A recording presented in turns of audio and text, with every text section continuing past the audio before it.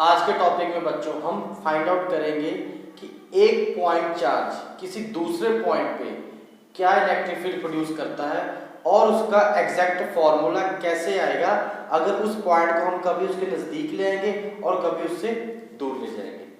Last lecture में हमने electric field की डेफिनेशन, उसके एसआई यूनिट पे एक दो क्वेश्चंस किए थे और पूरा कंसेप्ट समझा था।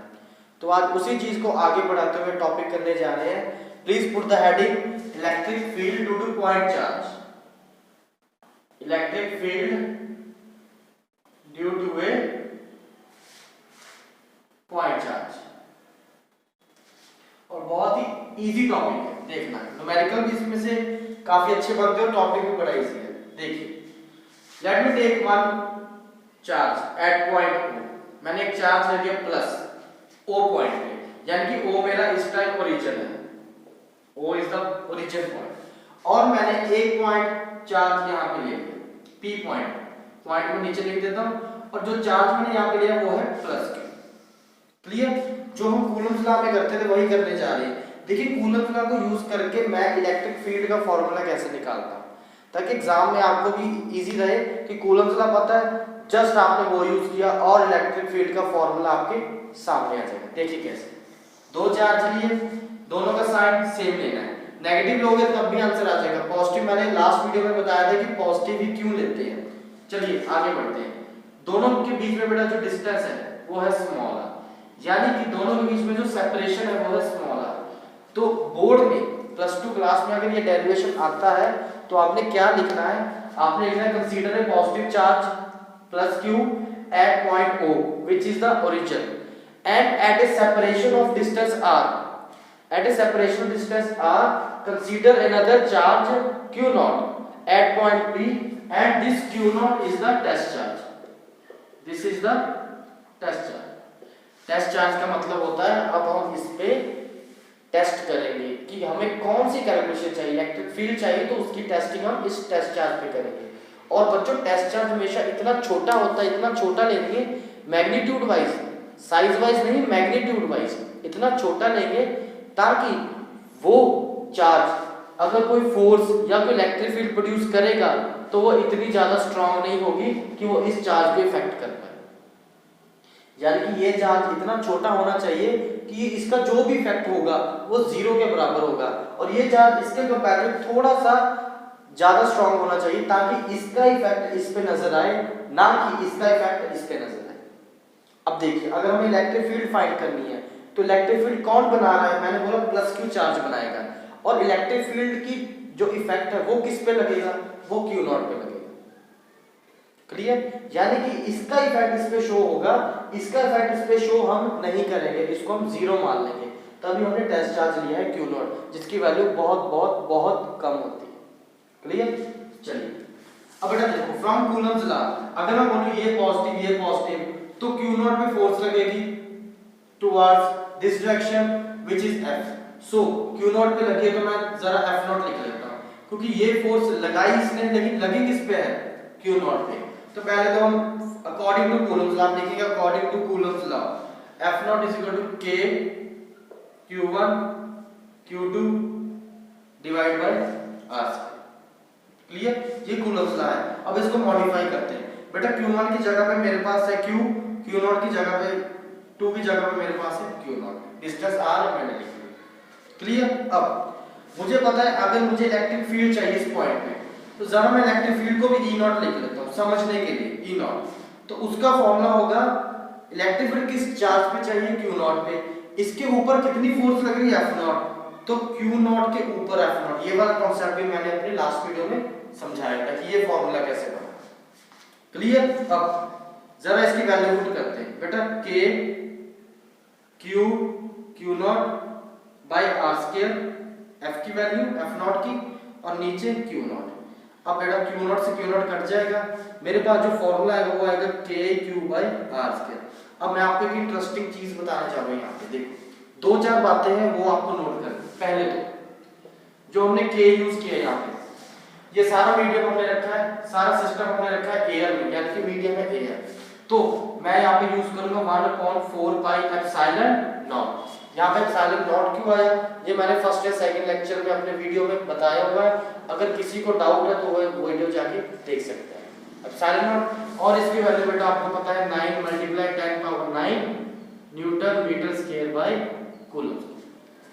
क्लियर। सेकंड पॉइंट, अगर मुझे Q नॉट पे इलेक्ट्रिक फील्ड की वैल्यू चाहिए, Q नॉट पे, यानी कि इलेक्ट्रिक फील्ड की वैल्यू तो वही है, ये इलेक्ट्रिक फील्ड बना रहा है, इसको फील हो रही है, तो उसके फॉर्मूला देखो बेटा क्या है, एक फॉर्मूला तो ये है और इसको सॉल्व करके एक फॉर्मूला आया था KQ/R², ये वाली सीरीज की बात कर रहा हूं। तो जरा इसको ध्यान से देखना बेटा आपने एग्जाम के लिए, इस पे न्यूमेरिकल भी करेंगे अभी एक अच्छा सा। अब देखो समझना कैसे, K की वैल्यू पता पुट कर देंगे, नो इशू। अब बेटा देखो इलेक्ट्रिक फील्ड इस पे लग रही है, जिस चार्ज पे लग रही है तो उसी के ऊपर जो फोर्स लग रही है, तो पहले तो वो वाला फॉर्मूला, अगर आपने ये वाला चार्ज लेना है जो बना रहा है इलेक्ट्रिक फील्ड को बना रहा है, तो आपने यहाँ पे वो वाला चार्ज लेना जो इसको बनाएगा। कई बच्चे क्या गलती करते हैं, E नॉट चाहिए होता है यहाँ पे, वो क्या करते हैं simply E naught equal to KQ0/R², जो कि गलत हो जाएगा। यही कंसेप्ट होता है जब आप गलत कर देते हो चीजों को समझने में। E नॉट F0/Q0, जो चार्ज बना रहा है तो उसका भी नाम आना चाहिए जो वो मीडियम में पड़ा है, KQ/R²। ये वाला नहीं लगेगा, क्यों नहीं लगेगा, ये प्रूफ रहा उसका, ये रहा उसका सारा प्रूफ। सो क्रैमिंग बिल्कुल नहीं करें, जब भी इलेक्ट्रिक फील्ड का क्वेश्चन आए तो ट्राई करें कि आप कूलम्स लॉ से शुरू करें, फिर वैल्यू निकालें, फिर जो उसने कहानी बताई उस हिसाब से क्वेश्चन को सॉल्व करें। क्लियर। चलिए ये काम तो हो गया। अब K की वैल्यू पुट करेंगे, अगर K की वैल्यू पुट करो 1/4πε0 Q/R²। क्लियर। सो ये बुक्स में इस तरह से फॉर्मूला लिखा होता है, इन फॉर्म्स में, आप इनको नोट कर लीजिए। ठीक है बेटा। अब इसके बाद मैं एक क्वेश्चन करवाने जा रहा हूं, पहले आप नोट कर लीजिए। चलिए क्वेश्चन करते हैं, और इस क्वेश्चन के बाद मैं इसकी वेक्टर फॉर्म भी आपको बताऊंगा कि जो फॉर्मूला हमने आज डिराइव किया है उसको वेक्टर फॉर्म में कैसे डिराइव करना है, जो कि बोर्ड एग्जाम का पार्ट है। स्केलर फॉर्म में हमने अभी किया, उसको वेक्टर फॉर्म में कैसे चेंज करेंगे, और उसके बाद सुपरपोजिशन का प्रिंसिपल भी यूज करेंगे इलेक्ट्रिक फील्ड वाले टॉपिक में ही, और ये भी आपके बोर्ड के सिलेबस में है। तो चलिए इसको करते हैं पहले क्वेश्चन को। He is saying 2 point charges, 2 point charge है बेटा, चलो 2 पॉइंट चार्ज ले लिए। एक का चार्ज है +5 × 10⁻⁻19 कूलम, और एक है हमारा +20 × 10⁻⁻19 coulomb. Clear. Are separated by distance of 2 metre, लीजिए दोनों को सेपरेट भी कर दिया, और दोनों के बीच में दूरी कितनी है, 2 मीटर, कोई बात नहीं। Find the point at the line joining them at which electric field intensity is 0। अब वो कहता है कि ऐसा पॉइंट ढूंढो जहां पे दोनों की वजह से जो इलेक्ट्रिक फील्ड बन रही है, दोनों की वजह से जो इलेक्ट्रिक फील्ड बन रही है वो 0, यानी कि वो पॉइंट इक्विलिब्रियम में होना चाहिए। जो इलेक्ट्रिक फील्ड ये बना रहा है उसकी वैल्यू, जो ये बना रहा है उसकी वैल्यू 0 होनी चाहिए। अब पता चलेगा कि इलेक्ट्रिक फील्ड का कौन सा फॉर्मूला यूज करना है। ठीक है, आप एक मिनट ट्राई कीजिए क्वेश्चन को, फिर मैं सॉल्व कर रहा हूं। Let's solve the question now बेटा। If you have tried it very nice, नहीं हुआ तो let's solve the question. How to solve it. अब देखो बेटा, वो कह रहा है कि ऐसे पॉइंट ढूंढो जहां पे इलेक्ट्रिक फील्ड 0 हो, दोनों की वजह से इफेक्ट 0 हो। यानी कि अगर मैं पॉइंट को सेंटर यहां पे मान लूं, सेंटर यानी कि दोनों के बीच में कहीं मान लेता हूं यहां पे, तो इस चार्ज की वजह से ये पॉजिटिव है, तो हमने जो भी डेरिवेशन की है वो पॉजिटिव सेंस में की है। यानी कि यहां पे मैं एक टेस्ट चार्ज रखूंगा जिसकी वैल्यू होगी Q0, ये आप समझ चुके, +Q0 ले, +Q0, यानी कि ये भी प्लस ये भी प्लस, तो इसकी वजह से इलेक्ट्रिक फील्ड बढ़ेगी इस साइड E1, इसको फर्स्ट मान लो, इसको सेकंड मान लो, और इसकी वजह से इलेक्ट्रिक फील्ड ये भी प्लस ये भी प्लस, ये बनाएगा इलेक्ट्रिक फील्ड इस तरफ क्यों बनाएगा, इस तरफ क्यों बनाएगा। देखो कूलम्स लॉ की वजह से उसके अकॉर्डिंग पॉजिटिव रिपेल करते हैं, यानी कि ये चार्ज फिक्स है तो ये वाला चार्ज इसको रिपेल करेगा, और पॉजिटिव चार्ज है तो जिस साइड इलेक्ट्रिक फील्ड होगी उसी साइड चार्ज जाएगा और उसी साइड फोर्स लगेगी। ये भी हम अपने लास्ट वीडियोस में मैं आपको समझा चुका हूं कि ये चीज कैसे होती है। ये चीजें आ गई। अब अगर यही पॉइंट हम यहाँ पे ले लेते P वाला तो क्या होता?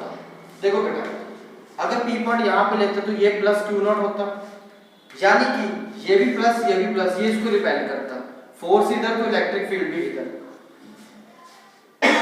और ये भी प्लस तो इसने भी रिपेल करना था। अब जब दोनों चार्जेस ये वाले इसको रिपेल कर रहे हैं, धक्का लगा रहे हैं, तो ये तो उसे मूव करना चाहेगा, ये रुकेगा नहीं। वो कह रहा है कि दोनों की वजह से इलेक्ट्रिक फील्ड की जो वैल्यू वो जीरो आनी चाहिए। अब ये वाला केस कह रहा है कि ये धक्का मारेगा तो इलेक्ट्रिक फील्ड तो और ज्यादा होगी। सिमिलरली इस केस में होगा, अगर यहाँ रखेंगे तब भी उस तरफ धक्का लगाएंगे, यानी कि अगर चार्ज होगा तो इन दोनों के बीच में ही होगा। क्लियर? अब अकॉर्डिंग टू क्वेश्चन आपने क्या लिखना है? According to question electric field at first is equal to electric field due to second. बच्चों इसको मैं यहाँ पे सॉल्व करता हूँ, ठीक है? अब पहले की वजह से फॉर्मूला है kq/r²। अब बेटा देखो r² यानी कि पहले से ये वाला कितनी दूर है, मान लो x डिस्टेंस दूर है, तो दूसरे से ये कितना होगा 2 - x, टोटल 2 है, 2 में से x निकल गया और ये बच गया, यानी कि फर्स्ट से ये वाला पॉइंट है x दूर, तो ये आ जाएगा kq/x² और उससे आ जाएगा kq/2 - x²। अब ये जो q लिखा है ये देखो, क्या यहाँ पे q नॉट आएगा? नहीं, q नॉट नहीं आएगा, क्योंकि इलेक्ट्रिक फील्ड बना कौन रहा है? ये चार्ज बना रहे हैं, तो जो बनाएगा वो वाले चार्ज आएंगे, यानी कि यहाँ पे q1 आएगा और यहाँ पे q2 आएगा, यानी कि यहाँ पे फर्स्ट पॉइंट वाला, यहाँ पे सेकंड पॉइंट वाला। इसलिए मैं थोड़ा सा ज्यादा कन्विंस कर रहा था आपको कि डेरिवेशन जो मैंने कराई उसको अच्छे से देखो कि कौन सा चार्ज यहाँ पे लगेगा। बच्चे गलती कर जाएंगे और आंसर में एकदम गलत हो जाएगा। चलिए इसको सॉल्व करते हैं। कैसे के मर गया, q1 की वैल्यू है +5 × 10⁻⁻90 डिवाइड बाय x², और इसकी वैल्यू है +20 × 10⁻⁻90 डिवाइड बाय 2 - x²। इससे ये कट गया, 5 4 जा, क्रॉस मल्टीप्लाई करो बेटा, 2 - x² = 4x²। अब स्क्वायर रूट लेंगे तो ये खत्म हो जाएगा, यानी कि अगर स्क्वायर रूट लेंगे तो यहाँ पे आ जाएगा +-2x, स्क्वायर रूट के बाद प्लस आता, एक बार +2x ले लो और एक बार -2x ले लो, ठीक है? इसको वहां भेजेंगे तो 2 = 3x, x = 2/3। इसको देखते हैं, इसको उधर भेजा तो 2 = -x, यानी कि x = -2, और ये बेटा x आएगा जो वो मीटर्स में आएगा, क्योंकि ये मीटर्स में दिया है। अब देखो बेटा दो वैल्यूज आई हैं, लेकिन दोनों में से एक सही है एक गलत है। कैसे? x -2 का मतलब हमने देखो डेरिवेशन में आता है ये पॉइंट ओरिजिन होता है, तो वहां से हमने दूसरे चार्ज रखे हैं। अगर ये ओरिजिन है तो x इस तरफ जा रहा है, यानी कि पॉजिटिव साइड जा रहा है, यानी कि x -2 है तो x इस तरफ आना चाहिए, तो इसके हिसाब से जो पॉइंट है वो इस तरफ होना चाहिए, जो कि गलत है। जो मैंने अभी बताया था कि अगर इस तरफ होगा तो दोनों चार्ज उसको इस तरफ धक्का मारेंगे, इलेक्ट्रिक फील्ड और बढ़ जाएगी। तो इसी वजह से ये गलत है, और जो आपका सही पॉइंट है वो ये, this is your answer. Clear? अब बेटा इसके बाद करते हैं हम वेक्टर फॉर्म। वेक्टर फॉर्म समझ लीजिए जल्दी से।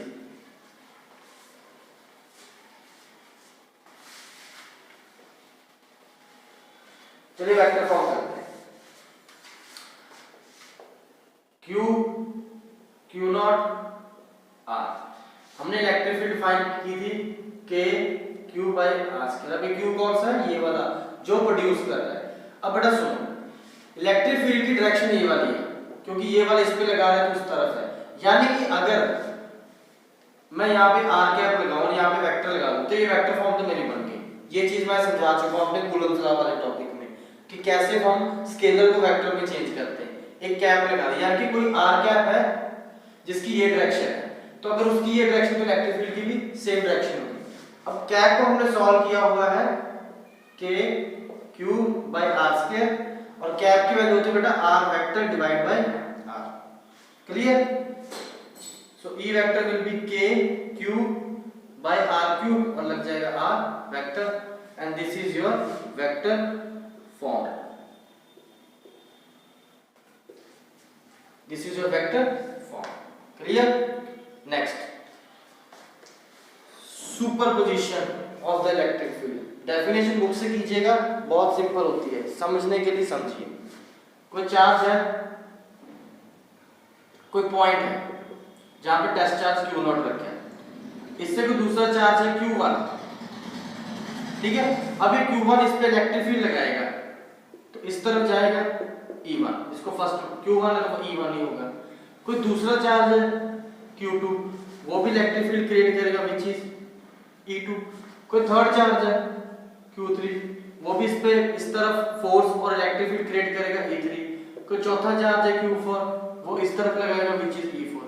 यानी कि इस पॉइंट पे जो चार्ज पड़ा है टेस्ट चार्ज, उस पे बहुत सारे चार्जेस अपना अपना इलेक्ट्रिक फील्ड लगा रहे हैं। तो प्रिंसिपल ऑफ सुपरपोजिशन क्या कहता है कि इस पॉइंट पे जो भी नेट इलेक्ट्रिक फील्ड आएगी वो सारी इलेक्ट्रिक फील्ड्स का वेक्टर सम होगा, that will be E1 plus E2 plus E3 and so on, जितने भी होंगे। क्लियर? ये सिंपल फॉर्म है जो मैंने लिखा है बुक में, इसको ही सिग्मा, ठीक है, E I की वैल्यू 1 से लेके n तक, ये वाला फॉर्मूला में यूज करता है। तो इसका मतलब होता है sum of all the electric fields. यहाँ पे 1 पुट करो, फिर प्लस I की जगह देखो I 1 से लेके n तक, यानी कि E1 plus E2 plus E3 plus E4 and so. So ये था आज का टॉपिक। इसी के साथ एक छोटी सी चीज मैं आपको बताना चाहूंगा जो आप नोट कर सकते हैं, and that is very important for you, कि हमने पॉजिटिव चार्ज लिया, कूलम्ब लॉ की मदद से पॉजिटिव चार्ज लिया, दूसरे पे इलेक्ट्रिक फील्ड निकाली। तो आप एक मेथड याद कर सकते हैं कि अगर कोई पॉजिटिव चार्ज है तो उससे इलेक्ट्रिक फील्ड हमेशा निकलेगी रेडियली आउटवर्ड्स। चार्ज ऐसा स्फेरिकल होता है तो उससे चारों तरफ इलेक्ट्रिक फील्ड निकलेगी। So you can put this side, चारों डायरेक्शन, ऐसे भी जाएगी, ऐसे भी जाएगी, ऐसे भी जाएगी, ऐसे भी जाएगी एंड सो ऑन। जैसे सन से लाइट निकलती है तो उसी डायरेक्शन में, उसी पैटर्न में ये इलेक्ट्रिक फील्ड निकलेगी, पॉजिटिव से निकलेगी और नेगेटिव की तरफ आएगी, यानी कि नेगेटिव उसको अट्रैक्ट करेगा।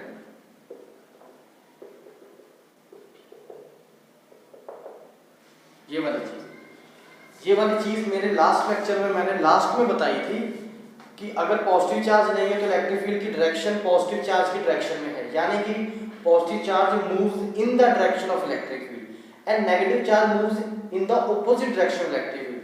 तो ये वहीं से है। I hope it is clear to all of you.